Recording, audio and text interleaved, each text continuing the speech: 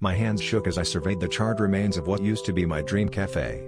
Just months after its grand opening, a freak electrical fault had reduced my passion project to ashes. I felt crushed, watching years of hard work and savings dissolve into smoke. But amidst that despair, I realized the fire took the structure, not my spirit. I started a pop-up coffee stand nearby, pouring my heart into every cup. Slowly, word spread, and the community's outpouring of support was overwhelming. A year later, I reopened in a new location, bigger and better than before. The lesson was clear: resilience isn't about avoiding the flames, it's about rising from the ashes, ready to rebuild.